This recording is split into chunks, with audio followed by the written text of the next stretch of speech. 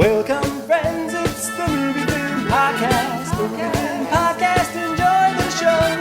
Zaki and Brian are talking about movies. MovieFilm Podcast on the radio. Welcome to MovieFilm. This is episode 101. My name is Zaki Hassan, and joining me once again is my co-pilot in this rollicking endeavor, Brian Hall. Hey, 101. All right. This is MovieFilm 101. Hey, it's the only time we can do that. Let's say it as many times as possible. Well, folks, you are listening to MovieFilm 101, and this is MovieFilm 101. I love it. If you want the 411, listen to 101. Remember Q101? I do remember Q101. Mancow. Mancow's Morning Madhouse. Yeah, in the Chicagoland area. And of course, Mancow in the morning, Loveline at night. Yeah, that's right. Chicago's new rock alternative, Q101. I have to admit, I think the reason I'm as damaged a personality as I am today is because I listen to Mancow in the mornings and Loveline at night. So that's really funny. I actually, it's funny because Loveline, I'm sure you listened to it at some point, right? Oh yeah, for sure. Like that, I feel like that was kind of a formative experience for people of our vintage, you know, listening to Dr. Drew and Adam, you know. Yeah. And after a while, you know, all the phone calls start to sound the same. Yeah, it's all people trying to sleep with their sibling. Yeah. Is it weird that like I have fantasies about my brother. I'm just wondering what I should do. Yeah. Like, is that normal? And then Adam's response would be, all right, now, Jessica, yeah. Do you believe in God? Yeah. Do you believe that wherever you go, God is watching you? Yeah. Well, then don't diddle your brother. That is completely accurate. That is exactly what that show sounded like. But like, it was kind of amazing too, though. My brother and I always joked about this because Dr. Drew, he is so good at what he does. Someone will be like, every time I'm horny, I think of the color purple, you know, and then like Dr. Drew will be like, oh, so what happened when you were age 6? Yeah. You know what I mean? And you're just like, he's like, well, how did you know that? And he's like, all right, look, this is what you're going to do. You're going to go down to the, you know, whatever, see a guy, you know, you're just like, whoa, he has got this down. All right, now listen, screwball. Stop eating grapes. You know. Yeah, right. Yeah, it's too funny. Much Barney and Friends for you. Yeah. You know, but they stopped. That show ended a few months ago, and I was like, I mean, I hadn't listened to it in like, 15 years probably, but I was like, oh, you know, I was like kind of sad about that. Yeah. That was, well, especially out here for me, that was, my brother used to live about an hour away, and so if I would hang out with him on a weeknight and I had to drive back an hour to, you know, the valley. It's like, well, let's see what's going on with the people of the night this time. It's funny because I actually I have a whole bunch of MP3s of old episodes of Loveline that I've downloaded because there used to be like a classic Loveline podcast where we just have old episodes. So occasionally I'll listen to them, and it's from like 1996 or whatever, and it's some like 18-year-old, and you're like, wonder, you know, it's like 20 years ago. So you're like, wonder what happened to this weirdo, you know? Yeah, they're probably a doctor like Dr. Drew helping out people now. You'd hope. I just assumed that they're like living out of a dumpster somewhere and eating cats or something. That's true too. I'm sure it's a little potentially. It's a 50-50. Yeah, 50-50. Yeah. Could go either way, right? So anyway, well, regardless, enough about that other show. Yeah. Enough of our Loveline, our tribute to Loveline, the late lamented Loveline. Yeah.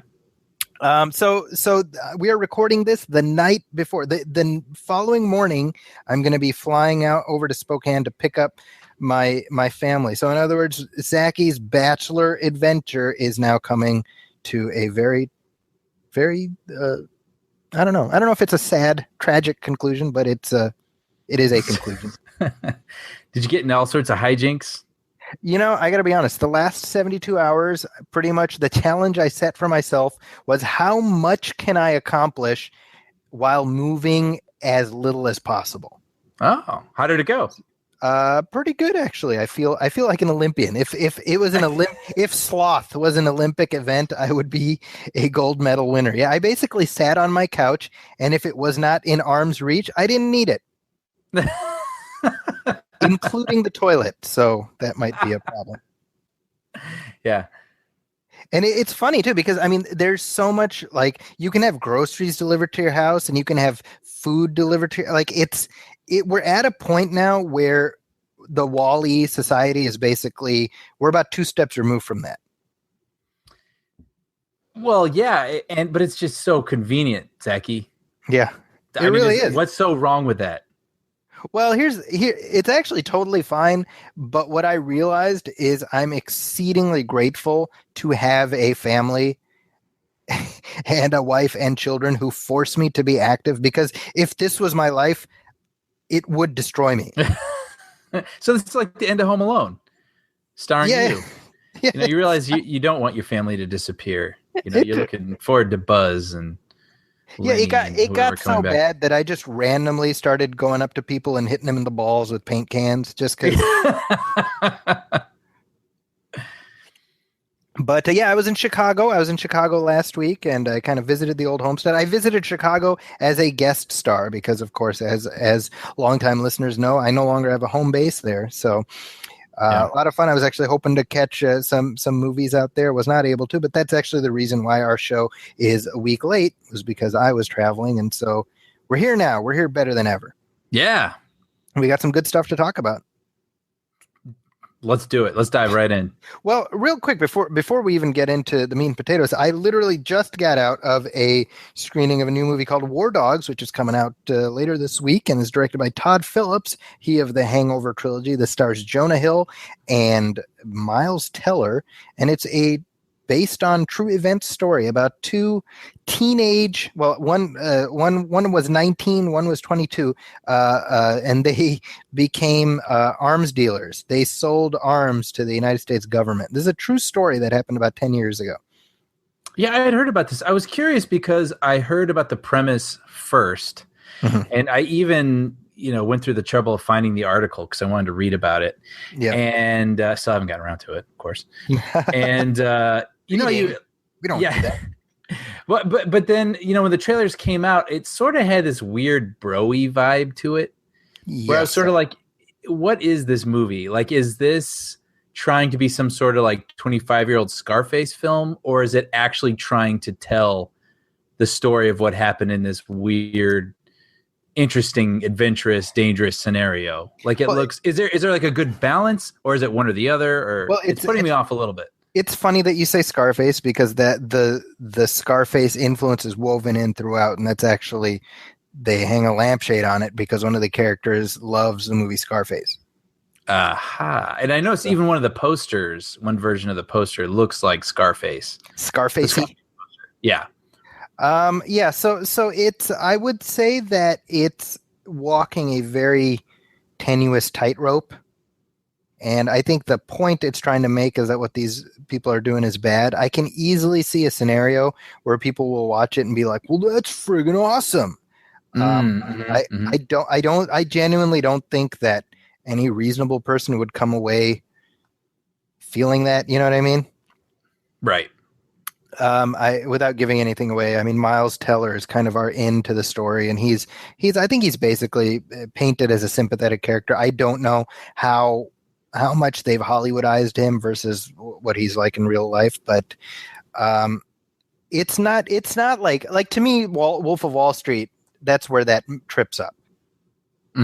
Because I do feel like you can very easily come away from that being like, well, that is the life that I'm aspiring to, Sure. I don't feel that that's the case with this movie.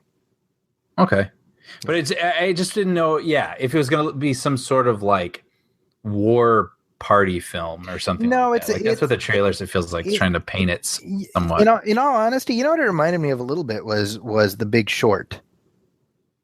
Interesting. And not necessarily content-wise, but I think right. in narrative terms, it uses similar stuff where freeze frames and narration and things like that. And Margot Robbie in a bathtub explaining economic decline. It needed more of that. Right. I think after last weekend, what I've realized is that most movies would improve inordinately with scantily clad Margot Robbie. It's just math. So is it something I should check out? I would say so. Yeah, I liked it. Okay. It's not. I wouldn't say rush out and see it, but I think if you see it, there's worse ways to spend a few hours. August is a very good month of movies where I'm like, yeah, I want to see that eventually. Yeah, the August is the eventually month. Yeah, so for sure. It's funny. There's a scene in there. This is like total. This is just random, but like there's a scene where Miles Teller, he has a baby, and so he goes in, like the baby's crying, so he goes to pick her up, and I was like, oh, that baby's like so lifelike because she's a real baby, of course. And then that got me thinking of the not at all lifelike baby in American Sniper. Remember that? Right. Yeah, who could forget? Where they give Bradley Cooper this doll, which is the most obvious doll on earth, and he's like using his thumb to like move her hands. It's like really. And so immediately I think of that, and then it's just funny because the next scene has Bradley Cooper because he's a funny. And I was like, did they cast him and insert him in after like seeing my brain process? Right. That's how you make him appear. Yeah, that's why he's in Guardians of the Galaxy too. But yeah, he's in it because of Todd Phillips and the Hangover connection, and he's fine. But yeah, I'd give it like a B probably. All right. Hey, that's not bad. That's a great Amazon streaming Friday night. I think that if you were to watch it at home on Amazon, I don't think you'd have too many complaints about it. Nice. Another movie that I saw, and this will be coming out shortly after this episode drops, is called Southside With You.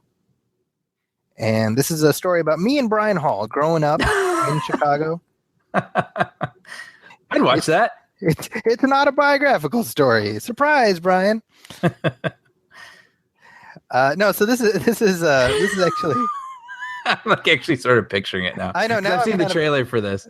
I'm kind of disappointed now because I feel like what it actually is will be a letdown compared to what I imagine. But no, this is directed and written by Richard Tawney, and it is about the first date between Barack and Michelle Obama. So it's kind of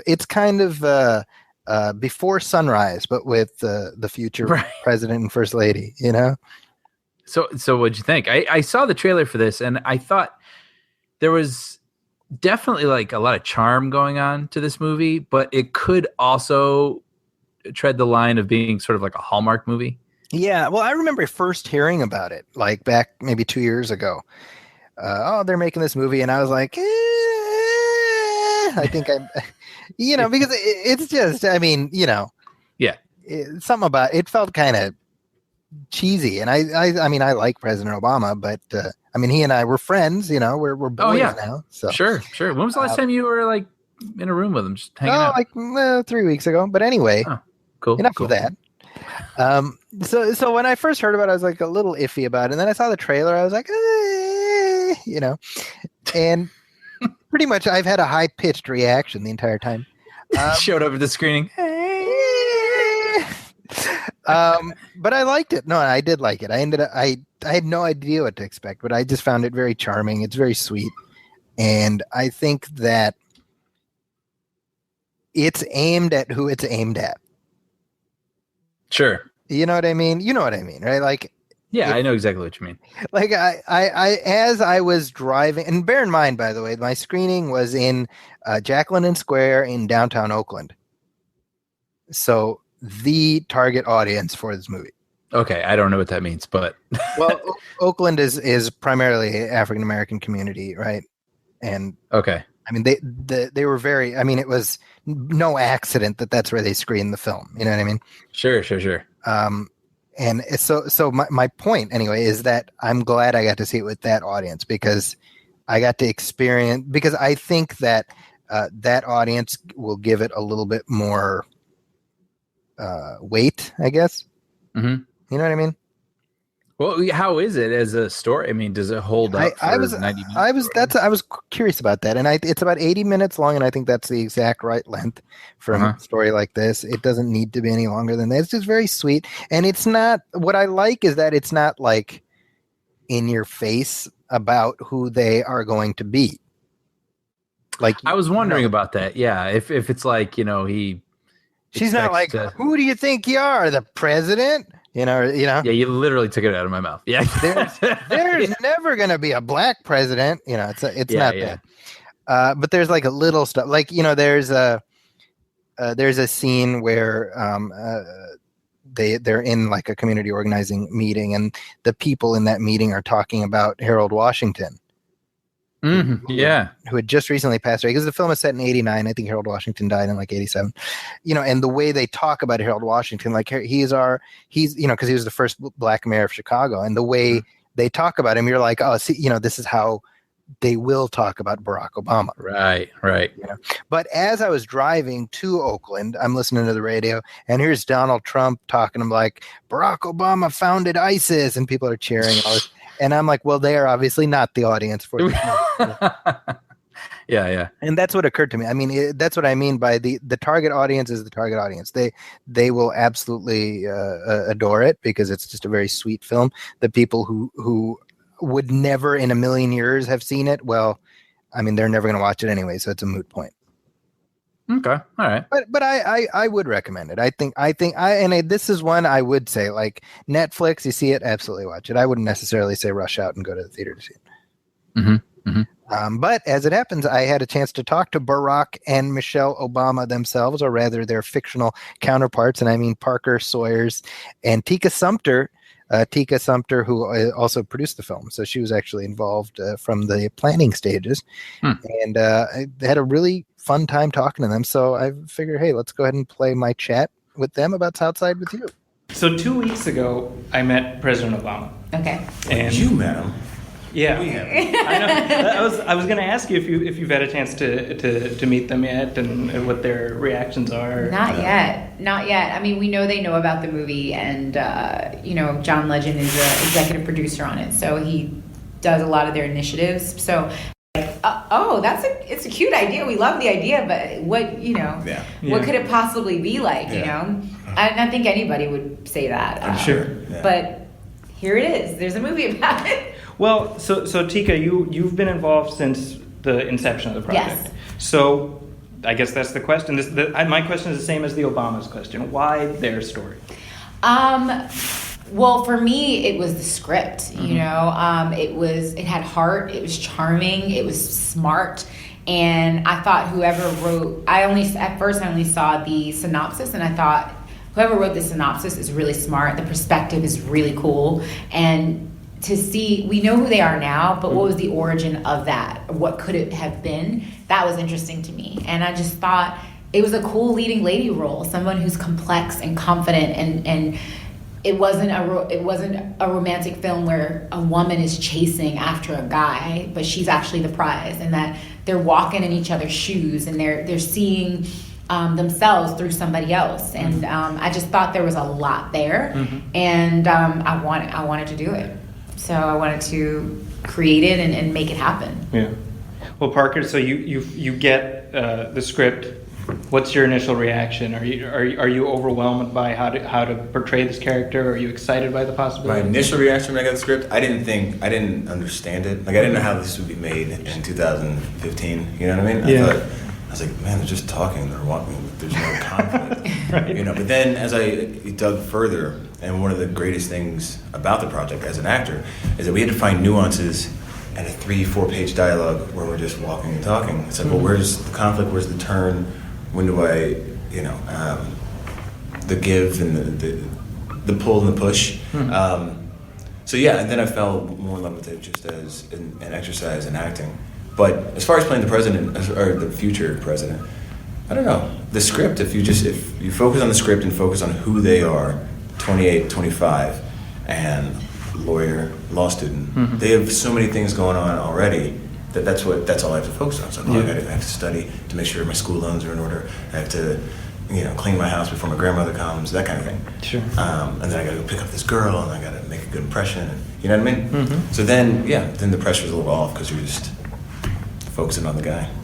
Well, and I mean, for both of you, I mean, I think the fact that obviously the Obamas exist as sort of larger than life figures, I mean, how in the process of your finding these characters, as opposed to, trying to do an imitation, what did you learn about them that is not necessarily as well known, or that gave you an in to these characters?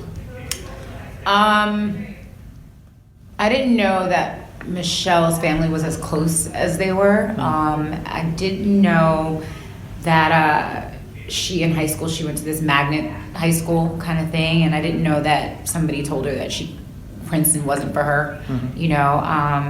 It's more basic like stud stuff. It's not like she modeled too, you know what I mean? Like people in Chicago, like everybody has an Obama or Michelle story.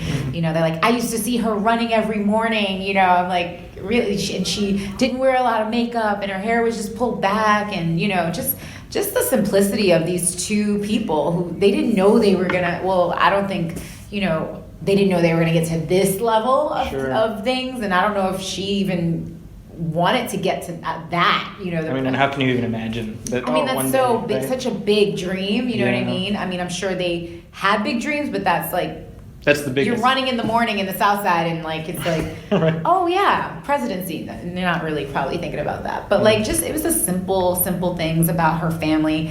I think one story in Game of Character that her brother wrote is, her mom and dad here and there would smoke cigarettes together, and they didn't like that. They were afraid of losing their parents to a cigarette, cancer or whatever, and they went and smashed up all of their cigarettes and everything like that. And I don't know, just little stories, about that informed me about who they were, and just family. Yeah, for me, it's family as well for Barack Obama, and the absence of a family, a foundation, I suppose, and how he moved around from Hawaii to Indonesia and back to Hawaii, went to school, Occidental, and then to Columbia, and essentially was by himself. And I believe he said at Columbia he just sat inside and read books, and really just escaped. But such a formidable person came out of that is fascinating to me, just the brain that must have been a self-correcting, a self-actualization, a psychiatrist almost, or whatever, self-therapeutic, just sort of, all right, well, who am I, and how do I turn that into something good? That's the insight that I found in a young Barack Obama, which explains who he is now, and explains why he can walk around so confident at 28 and talk to this girl.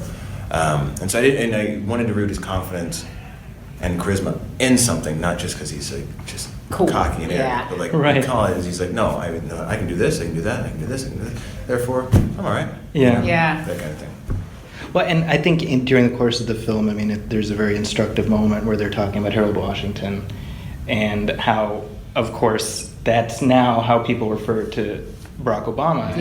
And watching it last night, and you guys were there, the crowd in Jack London Square, and I was just like, this is the perfect audience for this film, and I enjoyed that experience just as much, because there was the acknowledgement and there's the juxtaposition I experienced was, as I was driving in, I'm listening to the news of the day, and there's Donald Trump saying Obama founded ISIS, and and then I watched this film, and it's just lovely, and I'm like, where does this come from? Where's this disconnect between these quadrants of the electorate? How is it that this one person can be seen so differently? And what do you guys attribute that to? There, in the film especially, the absence of privilege is prevalent. It's just right in front of you. The hole in the car, the Euclid Avenue, very nice street for her to grow up on, but it's not. Right. I just left Martha's Vineyard yesterday. We had a screening there. And the opulence of it, you're just like, this isn't people. Oh yeah, people vacation. They summer here as a verb growing up. Do you know what I mean? And so the absence of that, and seeing these two on top of race relations back in '89 and still to this day, and you think about all that, and these people made it out, and not made it out, but they made it up and further up and further up. I think it's inspiring. But also the fact that they didn't have to go back. They didn't have to help. They went to Harvard Law. They could have they chose to serve the public. I forgot he calls her out on that too. Moved just like me. Yeah, exactly. They chose to come back and serve the public and not just sit in these high rises and make all this money they just recently paid off their student loans 8 years ago. You know what I mean? So it's like they didn't have to do that. They didn't have to come back. Yeah. So I would say this: there are some people in private school. I went to private schools, so there are some people in certain schools who almost expect to be president, or expect to be senator, or or their family expects them to be. And I think Barack and Michelle, and Barack obviously became president. I think he thought that he almost had to as a duty because he probably considered himself still quite lucky. You know what I mean? I don't think there was a war that he had to have. Like he didn't have to dodge a draft or anything. He was probably just like, I've had it pretty good. Like and I feel like there's a disconnect. Like I don't know how you can see, or even in the film when you say we're just basically like a thread of states just trying. At everybody's core, there's a good person. Like we just want the basic things in life, and I just don't see where that connection of like this. He's almost demonized now. You know what I mean? And I think at the basis of his foundation is he really thinks people are good people. You know what I mean? And you see that reflected in the film, in the community organizing speech. Yeah, exactly. I think for me, when I look at the presidency of Barack Obama, I look at my kids, who my oldest is 9, and so for him, he's not the black president. He's just the president. And I love that for their experience moving forward forever that's not a thing. Yeah. And that's amazing too. Yeah. Well, that's what. My daughter's 7, and she. It's funny. I got the role when we live in London, right? And I got the role. This is last year, and everybody around the neighborhood was like, "Oh my gosh! Oh my gosh! Oh my gosh!" My wife's Thomas just cried. He was just so happy. He's an Indian British, immigrant, but and my daughter didn't understand, and I had explained to her, he's president of the United States. She goes, yeah, I know. And I go, the first black president. She goes, okay. But I explained like American history and so forth. She goes, oh, wow, good job, Daddy. But to her, she was born into a world with a black president, and then when Hillary gets in, my daughter will also see, black president, female president. Okay, you know what I mean? Yeah, exactly. It's not like and then hopefully she can achieve. Well, she wasn't born here. She'll achieve whatever she's able to she do. does. Yeah, exactly. That's great. Well, thank you so much. Thank you so much, Zaki. Moving on, we do have some headlines to discuss, Brian, and specifically, it's looking like there will not be a Ghostbusters sequel. It's been kind of an interesting thing, hasn't it? I mean, it's sort of, there was so much build-up and talk and about this movie coming, right? Like there were so many people who were against it and people who were ready to defend it, and called the people who were, what do they call them? The Ghost Bros or whatever, who are just sort of this misogynistic hatred toward it and whatnot. It's just so much craziness. Then it comes out, kind of underwhelms, and it just sort of feels like nothing now. Right? Well, it's like so just to set the context here, Ghostbusters cost $144 million. Yeah. And as of this writing, as of this talking, I should say, it's made how much? Domestically, it's made, I think, $125 million and another 50 or so on top of that. So about $182 million it's made. Yeesh, worldwide? Yes. Wow. So 72 domestic, 72 international, 122 domestic. Now here's with a budget like that and with a box office like that, a sequel doesn't make sense, right? No, right? I mean, if this were any other thing, if this was like, say, Pete's Dragon or something, right? Where it's like, well, it's not like we were necessarily expecting a franchise, but if it did well, possibly we do a sequel. But this is something that, Sony, this was a property that they were hoping to just totally go balls to the wall with and exploit, to the gills. So it's sort of a more shocking thing to think that they made a Ghostbusters movie that may not have a sequel. That's crazy. Well, I mean, and that's kind of, the whole time we've been talking about it, I don't think we took into account the idea that this movie would disappoint. Really? Well, I mean, like, I don't think that was. I mean, in terms of box office, I don't think that was ever a part of the conversation. Like, it was always like, oh, this new franchise and these movies. Like, it was never, oh, it'll flop and they won't make any more. Like, I don't know. You know, that didn't come up in our discussions. I never assumed it would not get a sequel or anything, but I did not think it was going to be an enormous hit. Right. I agree with you there. Yeah. So I think what irks me about this more than anything, first of all, number one, it's not a bad movie, so it doesn't deserve to flop. Sure. But more than that, it's that these effing assholes get to claim a victory. They get to claim a scalp. Yeah. I mean, they shut down the thing they wanted to shut down. Yeah, you know, and they get to say they won. And I think that really pisses me off more than anything else. You know, whether or not they did, right? I mean, it is what it is. Like, people didn't do repeat viewing. Some people didn't go, whatnot, whatever. I mean, there's a lot of factors to this, but yeah. it's that they could assume to lay claim to that. Whereas, of course, they're part of it, but they're not. Yeah, I mean, if it had done better, I mean, they get to say it flopped and we were the reason. Sure. You know, even though they're part of the reason. They're how big a part though? Well, I don't know. I mean, I would say a significant part. So I guess I'm not trying to. I don't know. I just feel like there was a lot of things, and the thing not opening in China was another big part. I mean, I was just surprised with the numbers you just said right now about worldwide. I didn't realize it didn't do so well worldwide. Yeah, and you have to figure they lost about 100 million, 50 million by not being in China. Right. Maybe not 100 million, but like 50 million, you know? Yeah. But somewhat tangentially connected to that, we have the Star Trek Beyond. Yeah, which has been disappointing. And actually, we haven't had a chance to tell this story yet, have we? Where you joined me at work? Yes. Did we talk about that? No, we didn't. Go ahead. Tell us. So Zaki was out here visiting me in Los Angeles, and we went and saw Star Trek, and he had already seen it. I loved it.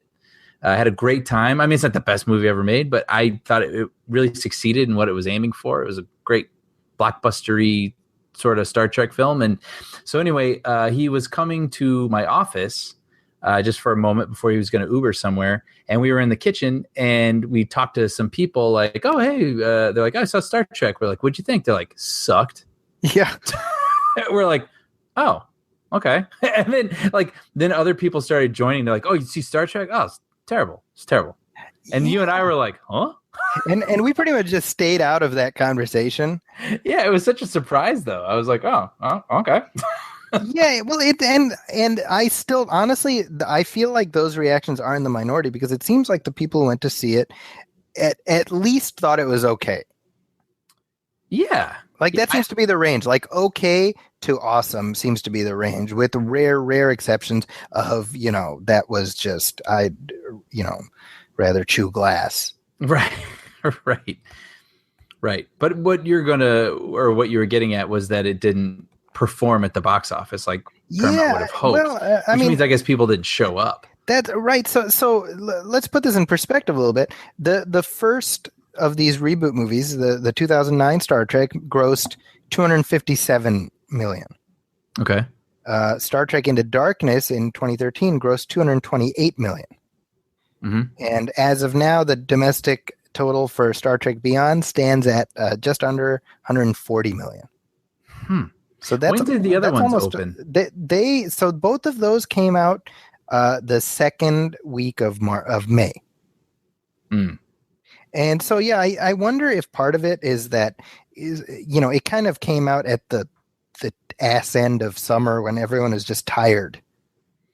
Yeah, and I recall I knew a new Star Trek movie was coming out, but like a week or two before it came out, couldn't tell you when it was. Yeah. Right?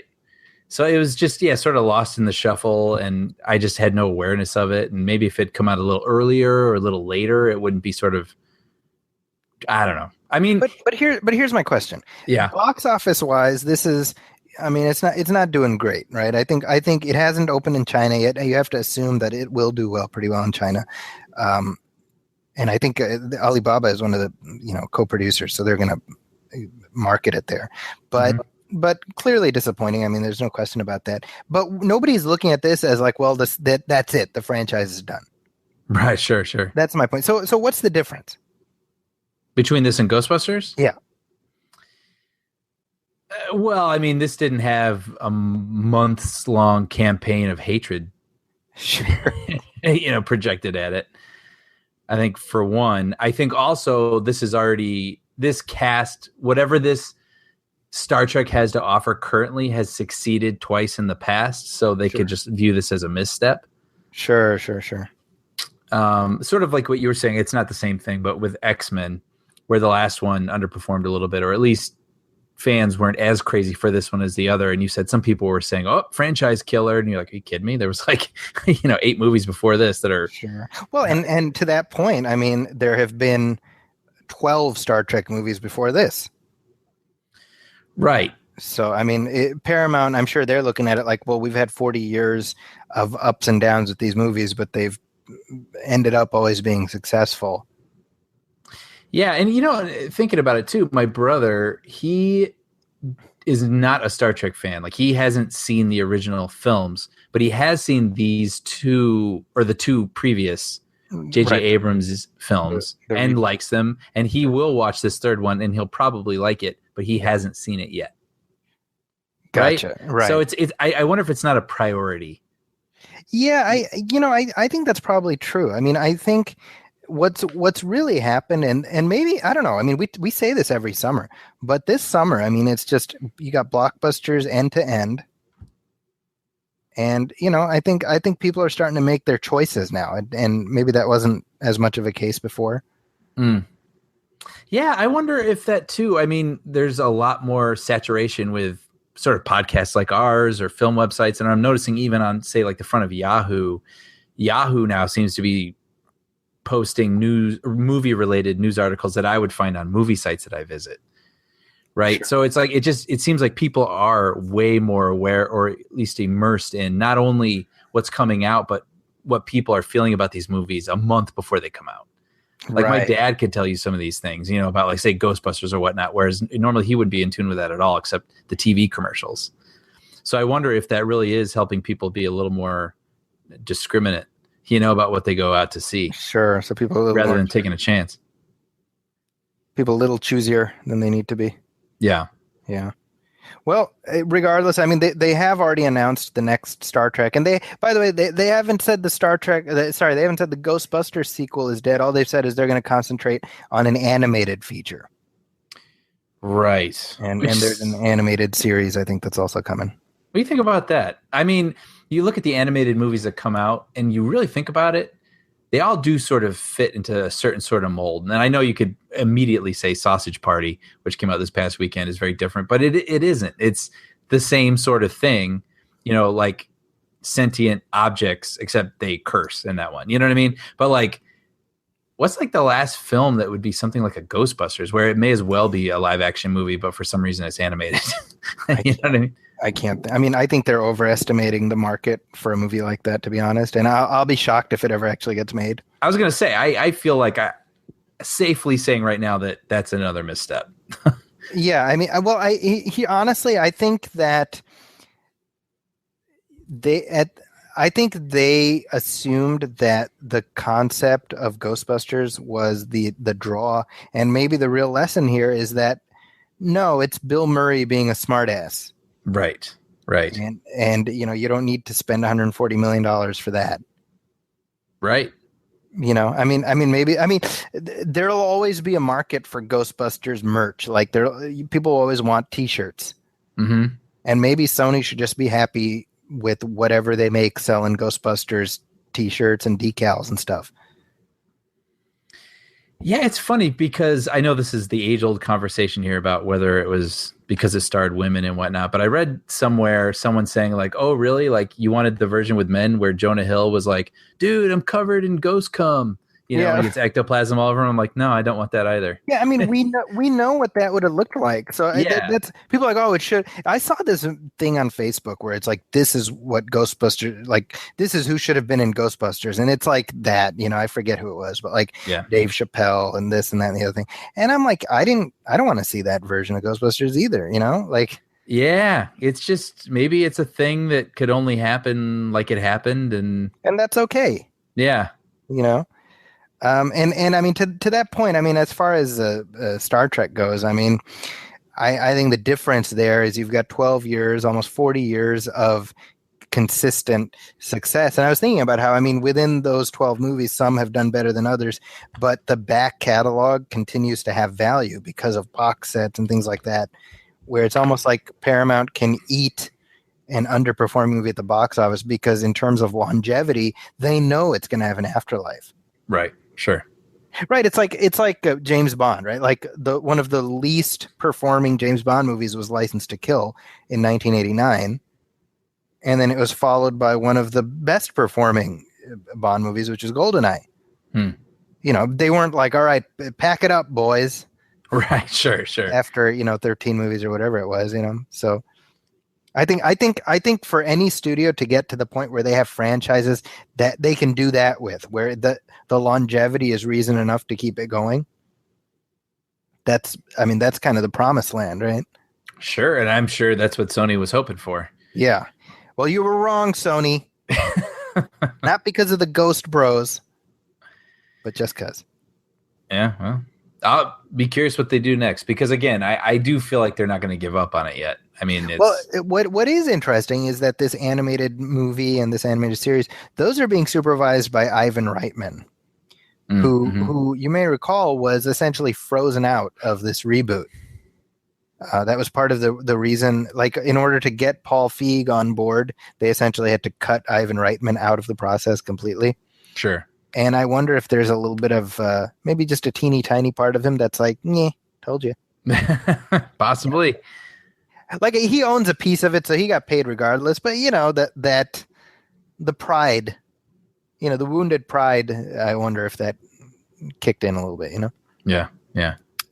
Anywho, moving on. We do have some Star Wars news. Yeah, we got a new trailer. But before we play the trailer, Brian. Oh, music. There we go. All right.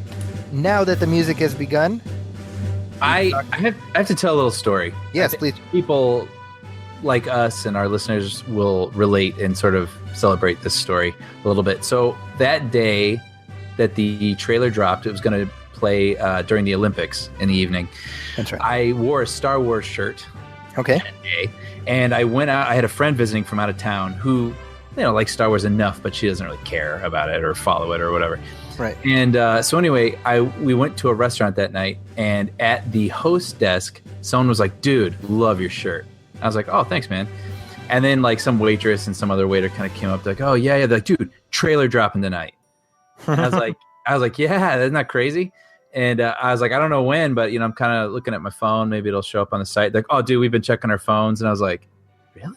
Wow." I'm just not used to this, like in the real world necessarily.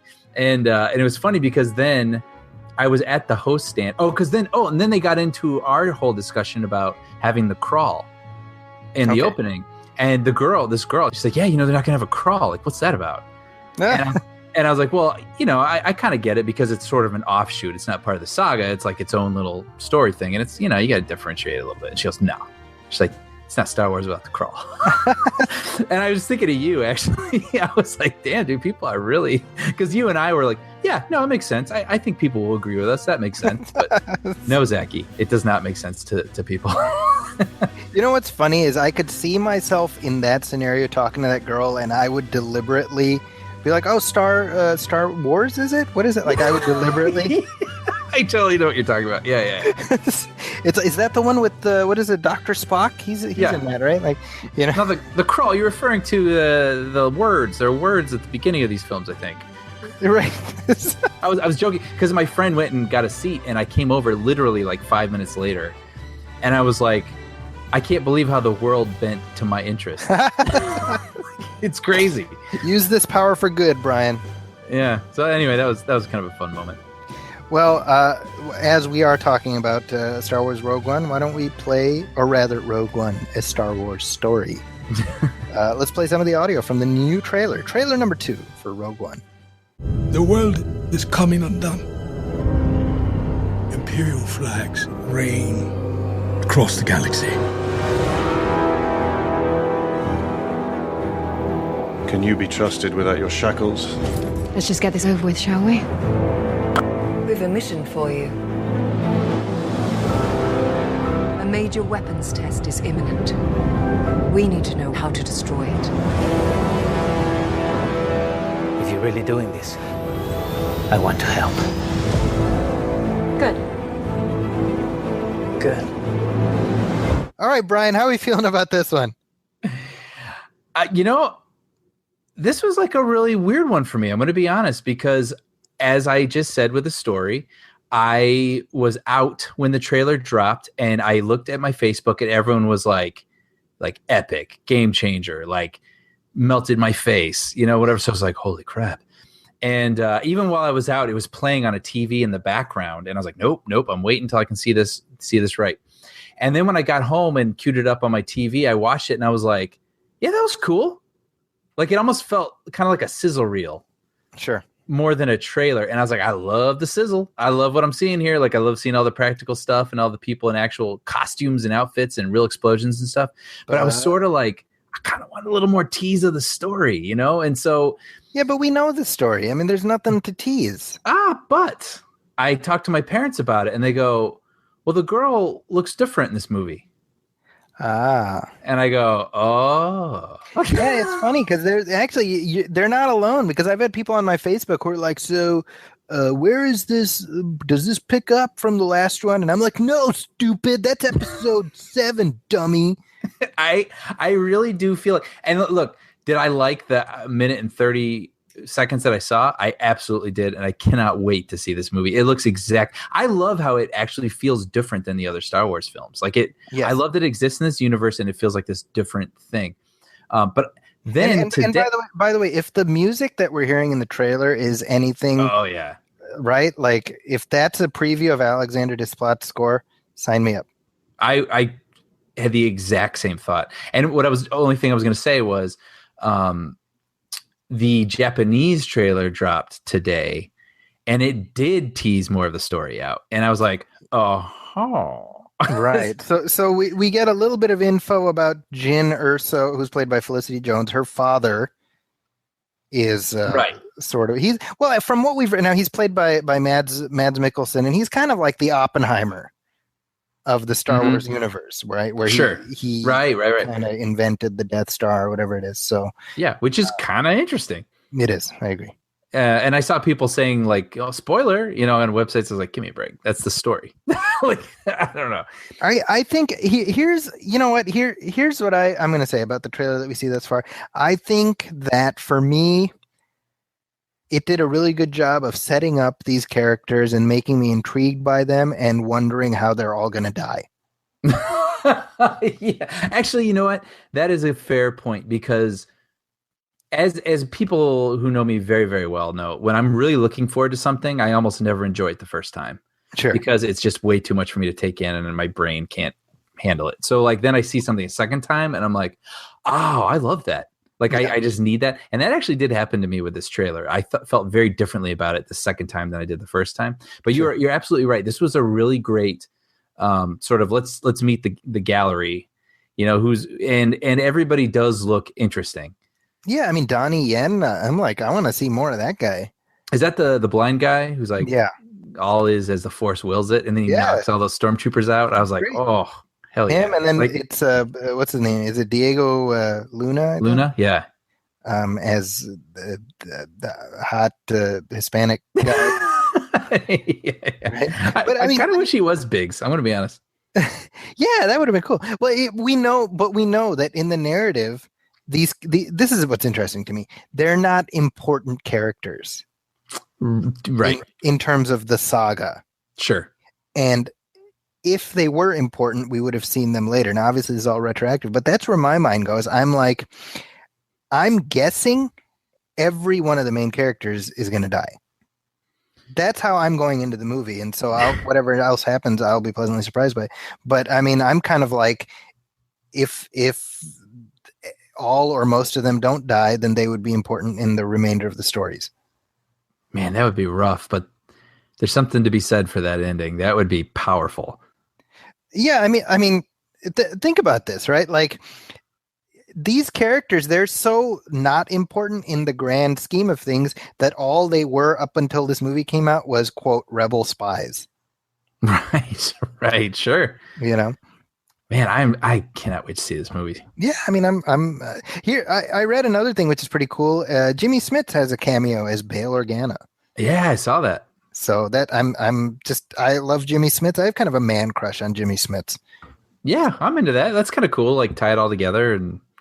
Yeah, and I feel like, he's even said it's like a glorified cameo, so I'm not expecting much, but you have access to these actors, and I can't imagine it's a lot of work to just kind of have them provide texture, you know? Sure. Yeah, I think that's cool. Perfect way to put it. Yeah. Well, what did you think about the trailer specifically? I sort of said my thing. Well, I liked the music, as I said. I love Felicity Jones just in general, so I think it's cool that both of the first two movies out the chute have a female lead. Yeah, and effortlessly so. Like it doesn't feel like a thing. They're not busting ghosts, but still, you know. Yeah, does that make sense? Yeah, it absolutely does. It's not. Granted, people kind of. You had some knuckleheads who got on the whole, "Oh, Ray is too perfect" and all this other crap. But generally, Ray has been embraced, and I see no reason why Jyn Erso won't be just as embraced by fandom. Right. So that's. Oh, and by the way, other Star Wars news. We're gonna have a new Lando in the Star Wars universe. Is that confirmed? Well, it's confirmed that there will be a new Lando. They're looking at Donald Glover. Right. Which I was like, oh man, yeah. Like, you know what's funny though? Whenever I picture it, I picture Troy from Community like dressed up like Lando in like a bit. Right. And you picture like Abed dressed like Han Solo. You know what I mean? Man, I can totally see that. I absolutely can. Yeah. I think it'd be a good choice. Yeah, I agree. I'd like him to not have a mustache. Why? Because number one, it makes him younger. Number two, because I picture Donald Glover with a mustache looking like a kid trying to be Lando Calrissian. You know what I mean? Sure. Yeah, I can see that. Maybe they could make a joke about it. You know, just like, oh man, my upper lip's cold. Should do something about that. I'm hoping that Han Solo movie is not just like full of these landmines that are like little callbacks to what's going to come, you know. I'm sure they're smart enough not to, they'll come up with like one that's really funny, or something that everyone's gonna love, and then they kind of leave it at that. I would assume. Remember in Attack of the Clones when Obi-Wan is like, Anakin, you'll be the death of me one day. Yeah. And then he kind of looks at the camera and arches his eyebrow. Yeah. And I was like, I hate you so much, you movie. That's the famous death sticks scene. Yes. You don't I remember want that. to sell me death sticks. I think I've said this before. Death sticks. You know what that character's name was? No. I think I've said this before. Elon Sleazebagano. Or Sleazebagano. Yeah. But I think Lucas was letting his kids name them at that point, wasn't he? Either that or he just actively stopped caring. Yeah. He's like, I don't know. He's kind of a sleazebag. How about Sleazebagano? That works. Yeah, F you. Poor Lucas. Anyway, moving on. So that's our Star Wars news for this week, but we do have some spoiler talk. Shebang. So we have a couple new releases. Now, these movies are now 2 and 3 weeks old, so I almost feel like, why bother with the niceties of spoilers? But we are nice guys, so we will do the non-spoiler take, and then we'll do our usual spoiler thing. I kind of wonder if both these movies are almost impossible to spoil. That's actually a good point. Touche to that. And right? Yeah, you're actually not wrong at all. Certainly when it comes to the first of these, Jason Bourne. Now, of course, Brian, I know you've seen Jason Bourne. I know you've got a lot to say about it. So why don't we go ahead and hear your non-spoiler take about the fourth Jason Bourne movie starring Matt Damon? Well, you know what I really loved about Jason Bourne when I saw Jason Bourne was... What's that? What I loved about Jason Bourne was that Bourne didn't know what was going on, but a room full of people who are a shady offshoot of the government were tracking him for reasons unknown that he had to uncover when he teamed up with some sort of 30-something female and went through a bunch of, I imagine, vehicular chases. Or no, I don't imagine. I recall vehicular chases until the truth was uncovered. But there was still enough mystery for him to have the fifth movie. So that's what I thought about it. Now, folks, believe it or not, you may not believe this. Sit down if you're standing up. If you're sitting down, stand up and then sit back down, because Brian has not seen Jason Bourne, but you wouldn't know it in that description that he just gave us. Thank you. So, Brian, why didn't you watch Jason Bourne? This is the truthful answer, not sarcastic, but I've been very, very busy lately, and it just hasn't been important enough to me. And I don't really love the first ones. I think they're fine. I don't dislike them by any measure. I just don't think about those movies. So this is one that I'll have to stumble upon for me to eventually see it. Well, I did stumble upon it. I stumbled into the theater showing this movie, and it was kind of a borderline excruciating experience for me. I've heard that. How is that the case? Because like I said, I don't revisit the old ones. I don't, think about them, but they're interesting experiences. They're well crafted, sort of espionage thriller, whatever. How did this one, by the same team that made those three, where did this one misstep? Well, so it's kind of funny because I've talked to a lot of people who are like, man, I love those movies. I watch them all the time, and I'm like, really? And not because they're bad, but I mean, I'm kind of like I'll watch them if they're on, I guess, but I don't feel the need to revisit them a lot, Yeah. But here's kind of where I'm at. I feel like the Bourne trilogy, so Bourne Identity, Bourne Supremacy, Bourne Ultimatum, which was the last one that Matt Damon did back in 2007, they essentially told one story. Well, they told the same story 3 times, but it was like, I mean, it's kind of the same. It is, yeah. Every movie is Bourne trying to figure out who he is and the CIA trying to stop him, and some guy who's employed by the CIA who he has like a final throwdown with. That's every movie. Yeah. But by the end of the third one, it reached a culmination of sorts.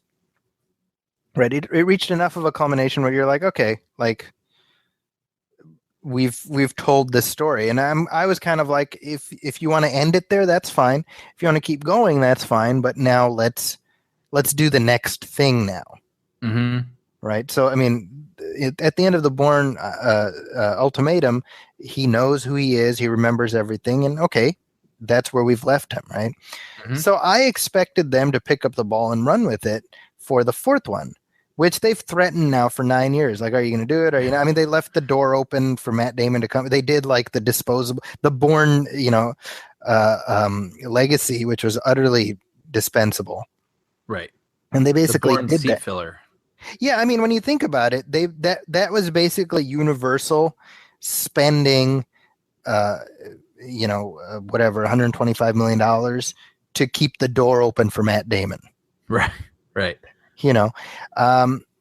So this one, it's like, what's it about? Well, it's about Matt Damon. Sorry, it's about Jason Bourne struggling with his identity, and then he finds out something new about his past, and he's trying to figure out what it means. And then there's the Treadstone people who are trying to stop him, and oh, look, there's another asset, and that's the movie, Right. And I'm like, God damn, can we play another song here, Right, Can we put on the B-side on this album? And so I dozed off a couple times during the movie. It's, and it's funny because Tommy Lee Jones is like the old guy, the old CIA guy in this. Right. And he could not be any less interested. Right. And it's hilarious because that describes basically everything Tommy Lee Jones has done in the last 10 years, let's say. Yeah. But he's literally like, this is him in this movie. Hey, we gotta find Jason Bourne. Is that Jason Bourne? We gotta find Jason Bourne. It seems utterly uninterested. And so I'm like, well, if he can't be interested in this, I'm not going to exceed his level of enthusiasm, you know? Yeah. Well, how is the action at least? I mean, at least you can go for like a minute or hour 45 and watch some action. There's like two major action sequences. There's the first act action scene in Greece, which I thought was pretty good. The climax is set in Las Vegas, and that was less good. I thought I reached a point. I think I may have aged into that demographic where Paul Greengrass's camera maneuvers are just sort of nonsense to me. So, I mean, that's kind of what he's known for, right? I was like, stop doing it. Stop moving the camera. You know? Right. Like he's known for that sort of incomprehensible shaky cam thing. And as far as I could tell from the trailers, it didn't seem offensive. I will go on record as saying I hate it. That's why I didn't like Quantum of Solace. Sure. I remember watching that opening car chase and I was like, what the hell is happening? Right. I'm not a fan of that style at all. I think shaking the camera works when you're trying to put someone in the middle of the action. Like I actually just watched 13 Hours this past week. And there was a couple of times where I sort of wanted the camera to settle down. And I was like, well, no, like these people are in the middle of a firefight and I'm feeling what they're feeling. Like it sort of made sense. But like when you're trying to do an entire action sequence where there's no sense of geography, there's no sense of what's in front of you or behind you, you're not a soldier in the middle of this with someone, you know, like you're trying to follow a sequence. Like it's just I just think it's lazy, to be honest. Yeah, you're not wrong. That's kind of his forte, but there's only so many ways you can do that before it's just like, I want to appreciate the spectacle and you're not letting me do that. Well, see that, and then he's such a well-regarded director, and I know he's made good things and he directs actors well, and there's a lot that goes into being a director. But when you look at the action, I mean, what's the difference between some incomprehensible shaky cam action sequence in Jason Bourne versus, Taken 3? Yeah, I mean, what was that? Remember that clip you showed me from Taken 3 where it's like 32 shots of Liam Neeson jumping over the fence? Yeah, it's Liam Neeson literally just climbing over a fence in like a backyard somewhere, and there's like 30, or there's actually, I think, 16 shots to show him climbing this fence. And then also there was a whole, I won't get into this, but there was like a whole freeway car chase thing. And I remember at some point I was like, I literally can't tell what's going on here. Like, what was the point of even renting a freeway to do this if I can't even tell what's going on? Like, why even have cars? Why, like, just go into a parking lot and pretend like you're somewhere else, because it doesn't make any difference. Right. So would you say that this teeters into that, or is this just more a little bit headache inducing? It to me, I felt kind of nauseous by the end. Man, that is so disappointing. Because the one thing that made me sort of want to see this movie was that Vegas stuff from the trailer. Because I was like, that looks cool. Like, it would be cool to see a chase through, that boulevard and maybe crash into a casino or whatnot. But like, if it's not good, then what's the point? Yeah. Well, number one, that didn't really do anything for me. And then number two, just the story. I like, tell another story. Like, I'm kind of like, if you're going to do another Jason Bourne movie, let's tell a story about Jason Bourne who's not mentally screwed up, right? Who knows who he is, and now he's off on he wants to make right, and he's off on a mission or something like that. Do something different. Like, he's a walking weapon. Yeah, so now he's trying to use those skills to make a positive difference in the world. I mean, at least you're doing something different, right? It's the same old story. Like, how many times are we going to do this? Right. Jeez. Do you hear him, guys? Yeah, come on, Universal. Get on it. Come on. So we don't know if there will be another Jason Bourne movie, but I'm sure Universal would like it, even though it hasn't done... I think it's the story of the summer. I mean, it's done like just okay.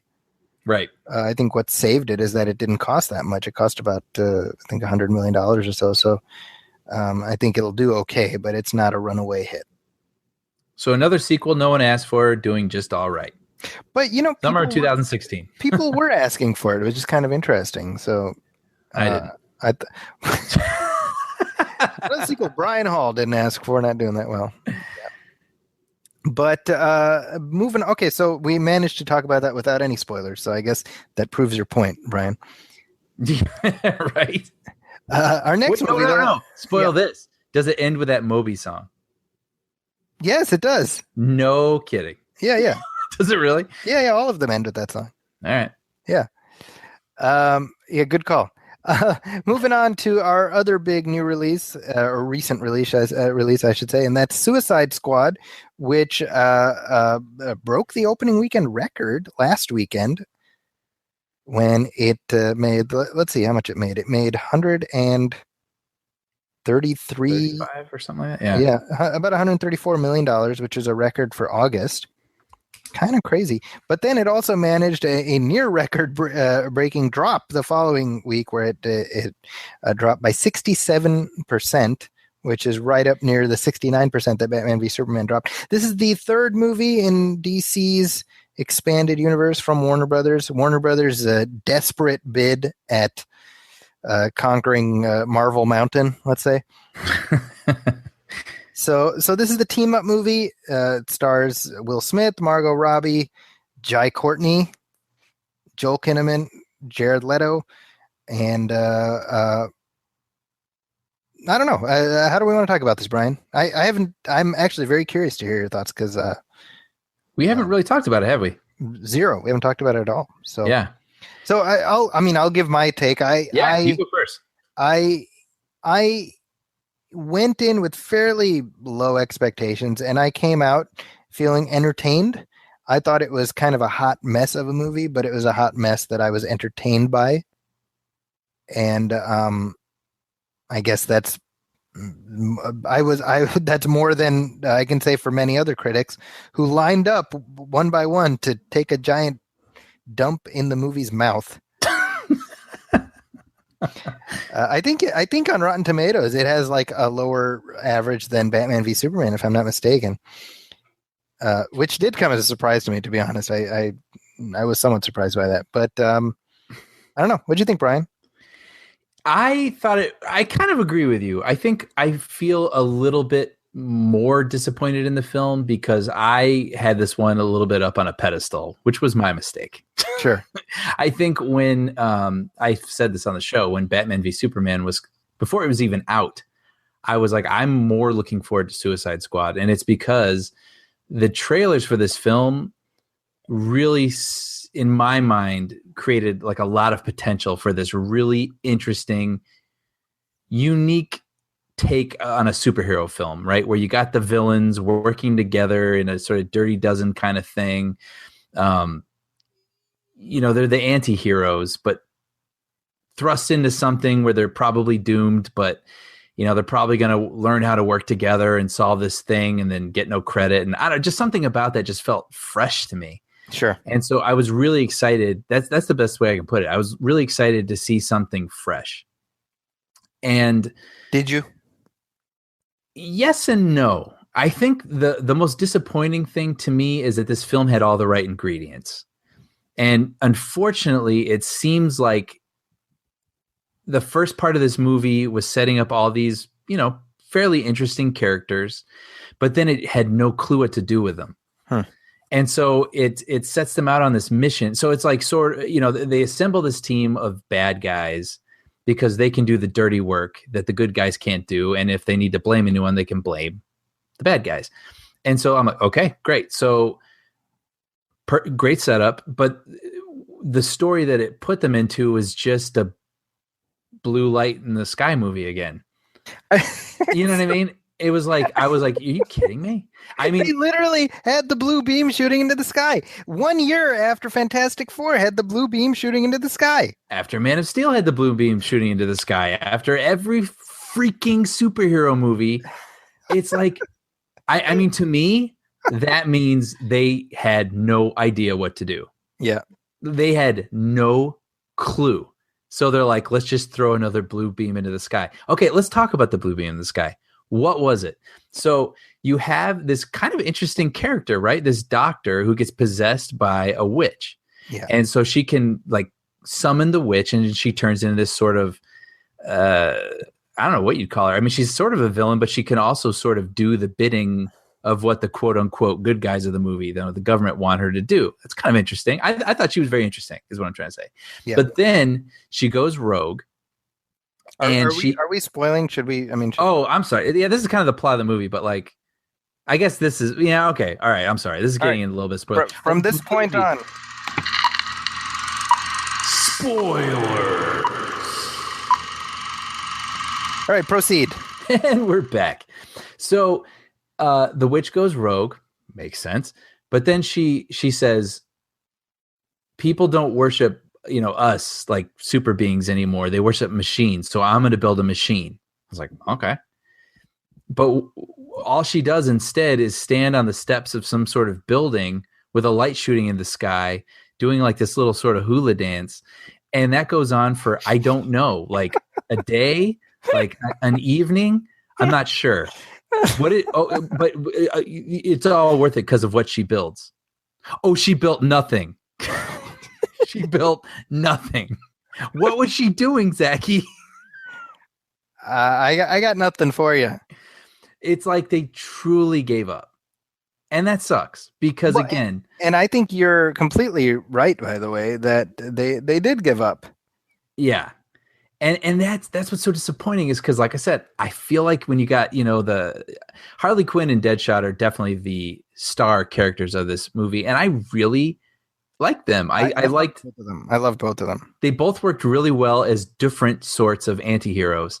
And I feel like if they had been put in more precarious situations, more interesting situations, if they had allowed the team to be sort of at odds for a little bit longer and then actually have to work together. Because, when you got people that only have self-interest and then they have to work as a team, that's an interesting concept, but they didn't put them in enough of an interesting scenario for that to be rewarded at all. See, I'm with you, and I think that my issue is that Act 1 and half of Act 2 belong in an entirely different movie. I agree with you. I think, and articulate, like what do you mean by that? Well, specifically, you can see the stitches of the movie that David Ayer probably wanted to make, and the one that Warner Brothers kind of, I want to say, forced him to make. Right. And I think the issue, like you said, we have the blue beam in the sky climax. We see big chunks of property getting destroyed and stuff. And I'm like, why are you having the Suicide Squad in a Justice League story? Sure. Yeah. Because this, to me, and part of this is my own bias because I grew up reading the Suicide Squad comics. And the great thing about those comics is that the majority of these characters were in there, notwithstanding Joker and Harley Quinn. But they would do they would do espionage stuff. They would be doing the geopolitical stuff and assassinations and stuff, like the stuff, the dirty stuff. Right. And I'm kind of like, you have a venue already to do the big effect type stories.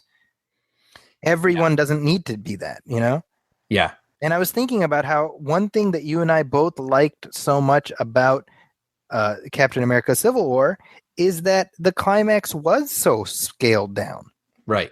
And I was thinking about that. I was like, here you have this movie with every Marvel hero so far almost, and yet the climax is much more relatable than the one in this. Mm-hmm.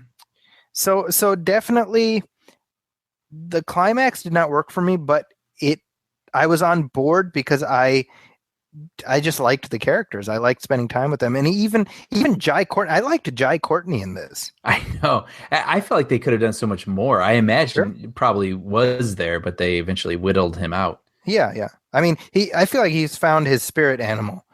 Yeah. Yeah, I totally agree. And it's really interesting though, because immediately after this movie came out, it seemed like there were all these articles that somehow knew everything that had actually been cut from the movie. I think it came from the novelization, which would have been based on an early script and this, that, and whatever. But it was funny because when it came out, I was saying I wanted, if you're going to have Joel Kinnaman's character and the witch be boyfriend, girlfriend, and then she turns in, the darkness takes over and she becomes the villain and eventually he has to stop her. That's an interesting movie. And I was like, the only thing I needed more. I needed to understand them more. Yeah, as a couple. I needed his love for her to be a lot more than I love her more than anything, because why, right? Right. I needed to see a little bit more. And at the end, I needed to feel him having to potentially kill someone he loves for the sake of saving the world. Well, and honestly, I think she should have been dead. Yes. Yeah. It felt like a cheat to me when she turns out to be alive. Someone was saying that they're like, yeah, I saw a movie about these people that have to stop a spiritual entity at the top of a building, and they end up doing the thing that they promised that they wouldn't do, and then they stop it, and you think the love interest is dead, but it ends up she's just covered in a bunch of clay and whatever. It's like, but enough about Ghostbusters. Let's talk about Suicide Squad. right. I was like, wow. It's true. It's true. Yeah. I was like, he does the thing where he crushes the heart and she dies. I was like, please stay dead. Please stay dead. Please stay. Damn it. Yeah. Yeah. And believe me, like, this is totally fine. Whatever C+ disposable blockbuster entertainment. Like, I would maybe peek at it again on TV. I'm coming from a place where I had high hopes for this thing. I was hoping this was going to be rise above what it ended up being. And so it ended up being what it is, and that is what it is. But like, I'm disappointed. Like I said, like, the pieces were there, and I'm disappointed with what they did with them. Well, Brian, I'm going to tell you the same thing I told my wife after she married me. Having high hopes is never going to work out. You're always in for disappointment. Yeah, but I mean, for me, here's where I ended up giving it a thumbs up. This movie ended, and unlike with Batman v Superman, where I was like, I don't ever want to visit this universe again, this one ended. I'm like, oh, okay, well, let's see what happens next. I agree with that. I would go back for this because I feel like I want to give them a second shot at a story with these characters. Yeah, and even I loved the way they wove in Ben Affleck as Batman. Yeah. I actually, this is something that, as a comic book fan, I liked that. I like that they did that. Like, we get the scene of Batman arresting capturing Deadshot. Mm-hmm. In front of his daughter. In front of his daughter. I thought it was a very effective scene, but I love more than anything that it's just, oh, and there's Batman. I know he's gone. Mm-hmm. It's like reading a comic where, they'll have like the flashback to that time Batman did that thing, and it has no bearing on the rest of the story, but you would never see something like that in a movie because, well, Batman, right? Mm-hmm. But now you can do that. Like, I don't even know if what I'm saying makes sense. I know exactly what you're saying, and I completely agree. And then the scene at the very end with Affleck and Viola Davis, I was like, there's Bruce Wayne. This guy. Suicide Squad. This is awesome. Yeah. But with that in mind, I mean, the performances, I thought Viola Davis was great. Mm-hmm. She's pitch perfect. Amanda Waller, who's a really vile character, and in the comics, and I like that they preserved her vileness. Mm-hmm. Like, she just straight up kills people who are like working to protect her.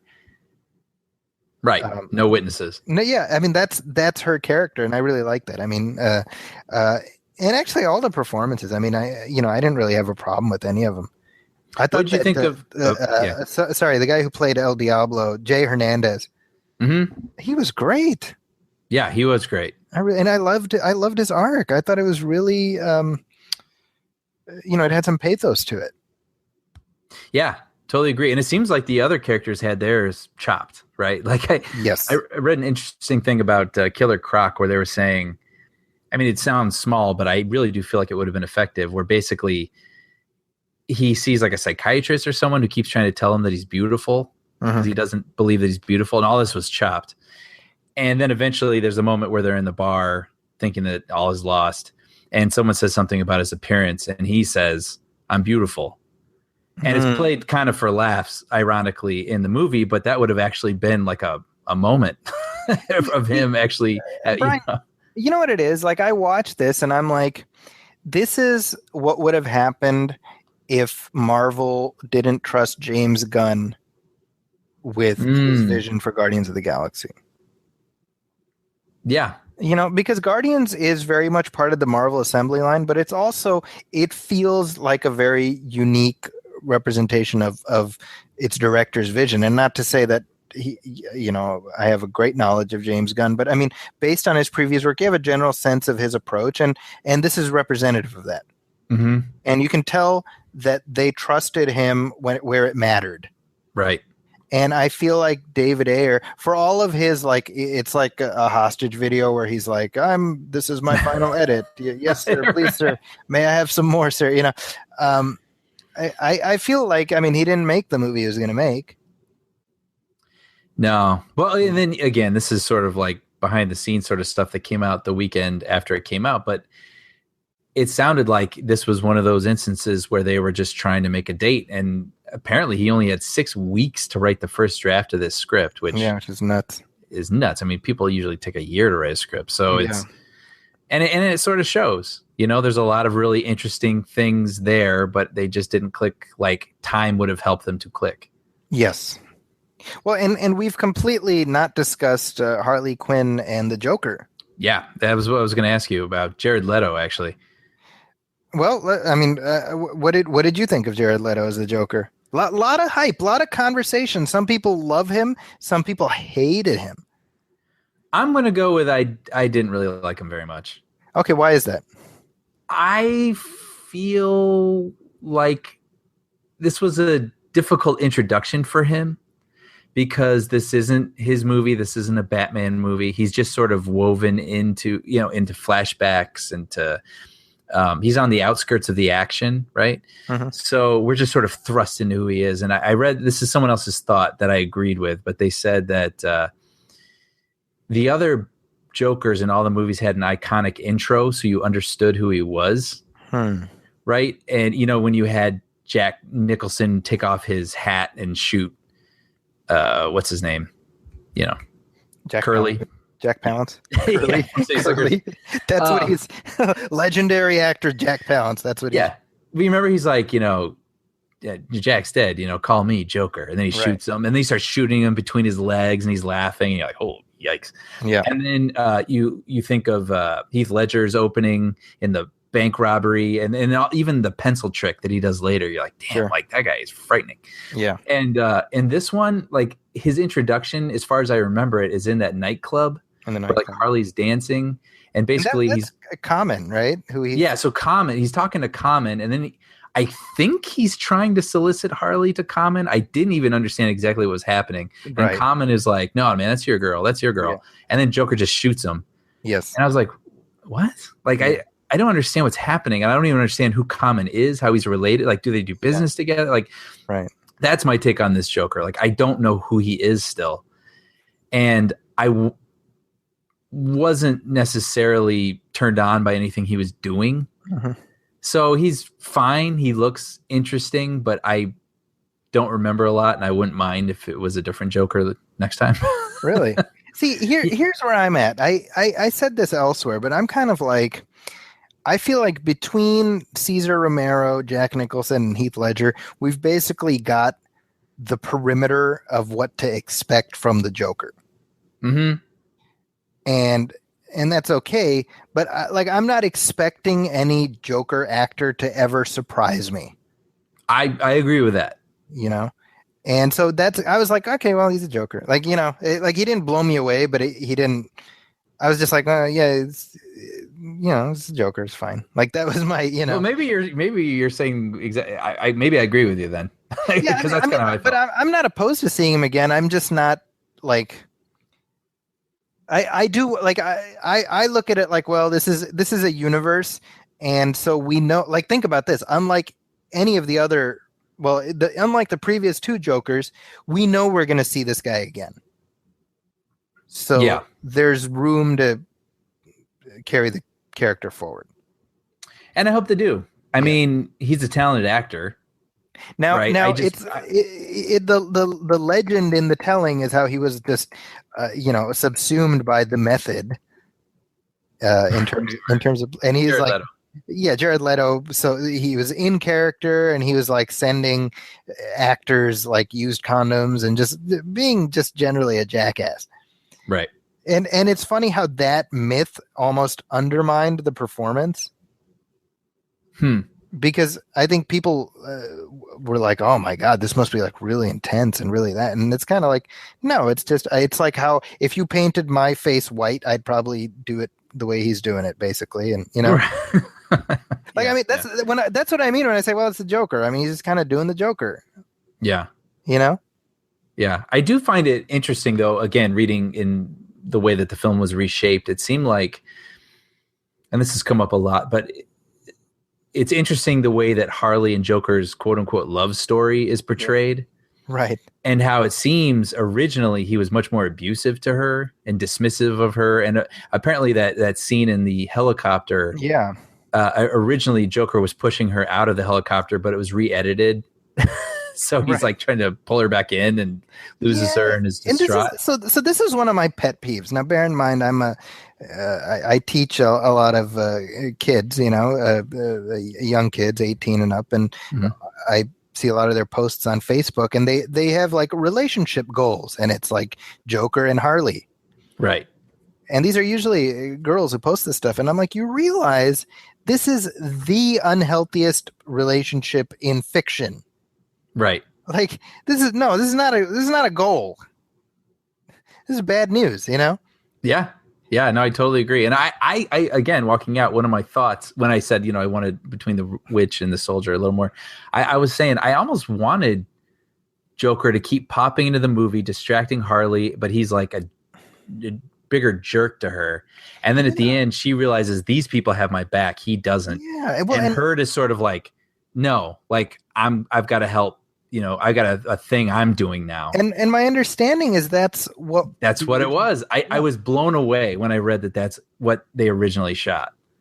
Because it essentially ends with Puddin', you came to rescue me credits. Yeah, exactly. So yeah, I don't understand it, Brian. No, I mean I don't get it, because I feel like the problem with DC is honestly, like, we've read about all the shakeups behind the scenes. Just recently, they kicked Jeff Johns upstairs to kind of be overall in charge of DC films and DC TV. I feel like finally he can potentially be the Kevin Feige, who sort of oversees these films and has consistency of character. Yeah. And I feel like what we're talking about here, that's something I have to assume Jeff Johns would have absolutely been like, wait a minute, this is what needs to happen. Mm-hmm. Because there's no one in charge. I mean, it's a rudderless ship. Right. Right. Right. Well, then maybe maybe we'll start to see it, fall into line a little bit. Well, regardless of whether there is a Suicide Squad sequel, that's an open question. But the next time we visit the DC expanded universe will be next May for Wonder Woman, or next June, or whenever that is, next summer. Okay. Yeah. So we'll see how that goes. Here's open. So as we wrap things up on this episode of the show, real quickly, I want to raise a glass to Kenny Baker, the late Kenny Baker, who just passed away a couple days ago. He was, of course, R2-D2. He was the little person who played R2-D2 in episodes 1 through 6. Was he in episode 7? I don't know. I don't think so. Yeah, I mean, he was like 83. So I imagine that putting an 80-year-old man in a metal bucket is not something that you want to do. Yeah, I think he had been in a wheelchair by that point. Yeah. But this is a guy, I was reading about him, and apparently he was told because of his, growth condition that he wouldn't live past puberty. Wow. And he lived to be 80 some odd years old and be a part of so many things, not even just Star Wars, but I mean, he lived a really interesting life. So it's and I think that let's be honest, like you don't really play R2-D2, you know what I mean? Sure. I mean, he moved the thing around to the extent that he did, and that's fine, but you have to appreciate how he was able to be such a beloved figure by virtue of his association with Star Wars. Yeah. That's the way I look at it. I mean, it's like thankless. It's like the most thankless job on earth, but he ended up, by virtue of appearing at conventions and just, being beloved for it. Yeah, we know who he is. Yeah, So R.I.P. Kenny Baker. Yep. Passed away this past weekend. As we wrap up episode 101, Movie Film 101, last time I get to say that. Brian, anything you want to hype up for our audience? Oh, I like I always say, I write for the Bob's Burgers comic book, and I have an issue coming out next month, first week of September. But till then, you can check out back issues I've written, and a lot of other very talented people associated with the television show have written issues. So feel free to check that out. Very cool. And as for me, you can find me at my website, zakiscorner.com. That's ZAKIS Corner. That's also my Twitter handle, and that's also my Instagram handle. Brian is also on Instagram, by the way, so look him up. True. At bhall789. There you go. And I'm at Zaki's Corner. You can also find my movie reviews at the Huffington Post, as well as this show, as well as the Nostalgia Theater show. I want to thank everybody, by the way, for checking out the latest episode with Ralph Garman talking Batman. That's great. I loved it, by the way. I don't think I've told you that, but yeah, I listened to it and I really loved it. I'm a fan of yours, obviously. I'm a fan of Ralph Garman and I'm a fan of Batman, and it's a great 1 hour of conversation. No, well, thank you so much for saying that. I mean, as Brian, as you know, I'm a huge Ralph Garman fan, so the chance to shoot the breeze with him was surreal, to say the least. But yeah, check that out, and I have a new episode of that dropping next week. And then in our next episode, we'll be talking about the remake of Ben-Hur. Plus various. Well, I don't know. I don't know whether Brian will have seen it. I don't know, but yes, we will be talking about it in some capacity. I'll be like, he's a guy who lost his memory, and a room full of shady people are trying to track him. And I'll just say Jason Bourne's plot again. And you'd probably be right.